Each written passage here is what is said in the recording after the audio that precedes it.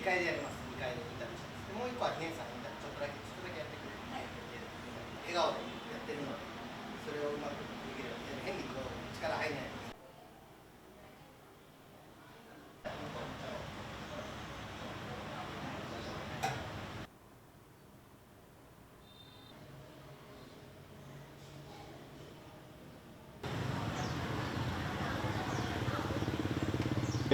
家で牡蠣の濃厚つけ麺を自分で作ってコロナ期間中にサラリーマン時代ですね、こっちでサラリーマンやってた時に家で作ってうまくてうまいってなって、これをみんなに届けたいみたいになって、グラブでデリバリーウーバーみたいなのこっちにあって、それで登録してみんなに届けたのが商売の始まりなんです。そばthì có hai vị là vị nước tương và vị miso thế gì.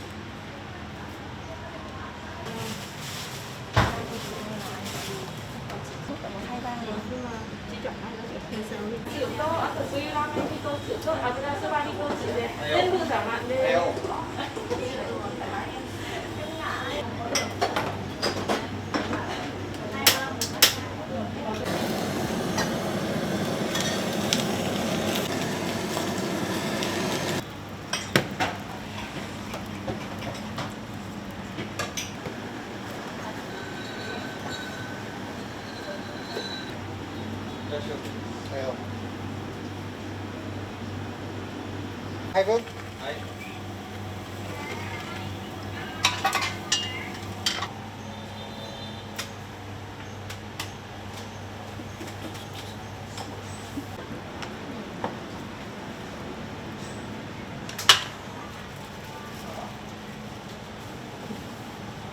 Đây là mì mà sao? Đấy.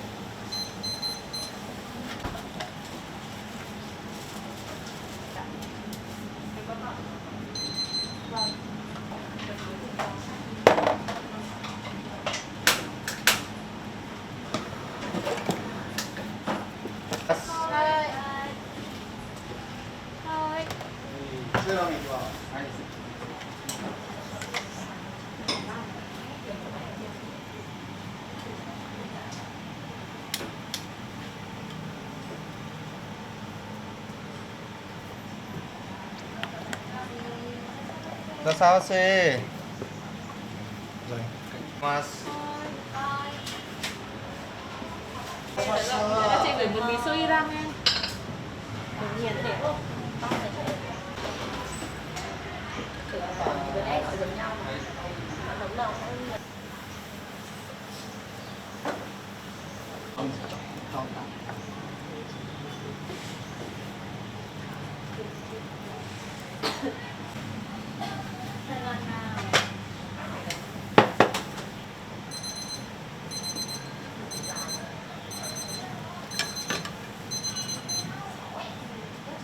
本当は僕の心の内はもう僕のお店はこれ一本でやってるんでみたいな、もうこのラーメンしかやってないんで他ないんでメニューはみたいのが僕は実はやりたかったんですよ。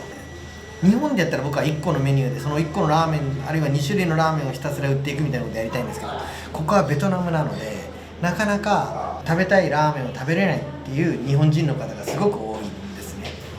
外国人の方も日本のことを知ってるベトナム人の方もいます。そういう方にやっぱいろんなラーメンを食べてもらいたいっていうのがあってどんどん増えていったような状況です。ラーメンって大体もうほんと人の数だけラーメンがあると思ってるんで、それでなるべく味が被らないように6種類のラーメンを作っていったような状況ですね。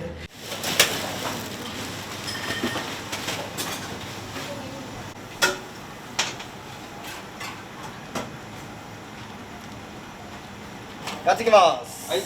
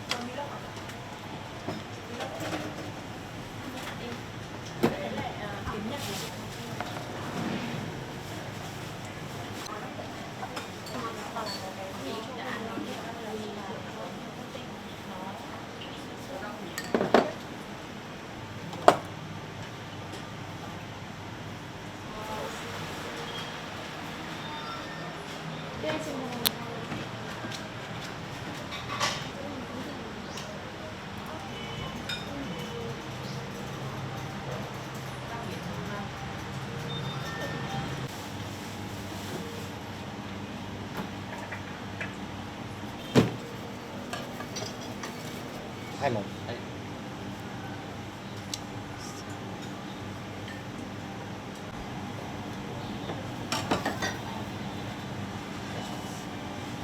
買ったばっかの冷蔵庫とかがレストラン戻ったらでっかい冷蔵庫もう浸水しちゃったから倒れてぷかぷか浮いてたりとか、そういうのがオープン1週間前ぐらいですかね、そういうの経験したりしたので、なんかその事件があってからもう全然なんか他の問題がちっちゃく感じたというかですね。床もダメになったし壁もダメになって、それがオープン1週間前の出来事ですね。でもその時僕月曜から金曜までサラリーマンで働いててこっちで土日を使ってうまくレストラン作ってってのそれだったんでかなり使って買ったものとかが全部ダメになった時に最初やっぱショックじゃないですか、まあ、驚き最初、その次がもうなんでこんな風になんだろうなみたいなのが悲しみ、でもその後になんかこれ笑い話にできたらめっちゃいいなと思って気づいたらやっぱカメラ回してましたからねやっぱそういうのってやっぱなんかお笑い芸人やってた時の全てをこう笑いに変えれれば、ね、意味があるというか、なんかそこら辺すごくね、僕お笑い芸人って全く売れなかったですけど、なんかそれを勉強したというか学んだみたいなところあります。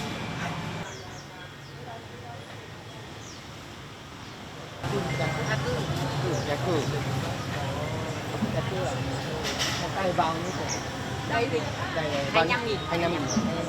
35tuổi mà 35tuổi 35 tuổi á? 35tuổi trẻほんtrẻ Có. もう近所の方にしっかり挨拶をして笑顔で、特に僕は外国人なんでそこでやらせてもらってるというような考え方を忘れないで接するようにしていることですかね。それが結構ベトナムの将来に大事なのかなとか思ったりはしますね。はい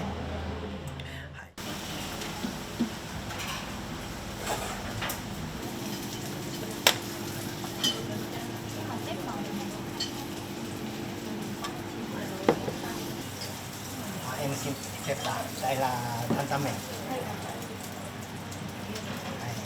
Bạn là dân nấu và than tam. よく来るです。ジョレンさんかな。ベトナムの人も好きなラーメン。そうです。ベトナム人も好きです。油そばめっちゃうまい。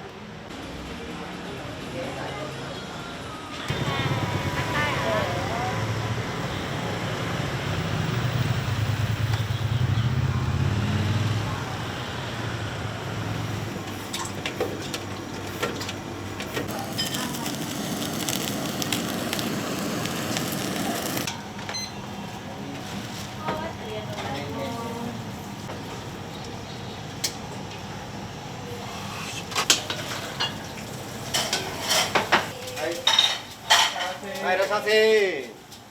はい、いらっしゃいませ。あ、こんにちは、さくらさん。お久しぶりです。失礼です。はい、醤油ラーメンがおすすめですね。一応今日は。あ、そうですね。はい、かなり。一杯あたり500、600グラムのガラ使ってます。ねえ、醤油ラーメン。水ラーメン一つです。かしこまりました。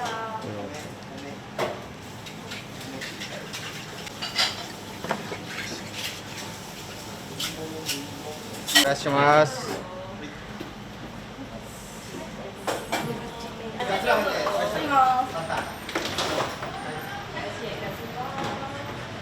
Trong xin phép của nó mình sẽ gửi mì lát slide ạ. Cảm ơn. こちら鶏ももミニと醤油でございます。ごゆっくりどうぞ。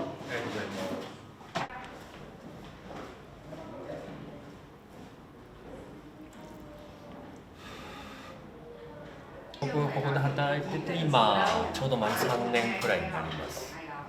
特になんか麺がやっぱり美味しくて、なんか前ハルクさんと出会った時もうちは麺をすごいこだわってるんだっていうのは聞いてて、なんかベトナムも結構ラーメンあるんですけど、やっぱりどこのラーメンが一番美味しいって聞かれた時はで僕はハルキって答えてますね。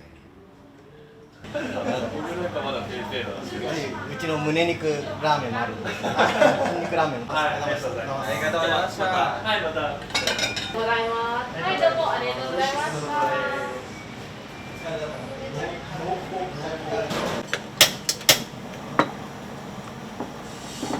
これは実はこのキラーフがめちゃくちゃ原価が高くて原価率が 40%、42、3% っていう破格の商品。あ、はい。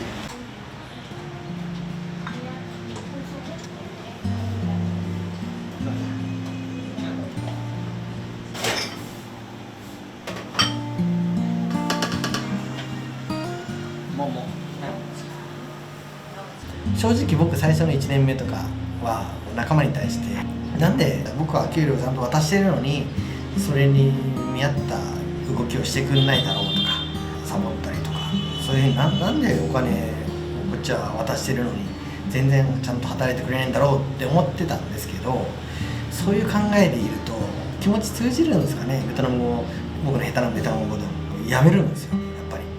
でもそれを3年目ぐらいの時に違うと僕ができない一人じゃお前何もできないだろうとだから僕はみんなにやってもらってるっていうようなマインドにちょっとチェンジした途端やっぱ皆さんなんかすぐ定着するようになってそういうマインドで今はいますね。はい。でも最初の1年目とか本当になんか全員辞めても俺一人でやってやるんだと全員辞めても俺一人でできるシステムを作るんだみたいな回るシステムを作るんだみたいな思ってたんですけどでもそれはちょっと今となってはちょっとトンチンカンで一人でできるわけないんで体力的にもそこはそういうマインドに変えてからすごくスタッフも定着してくれて、まあ、結果良かったのかなと思ってますね。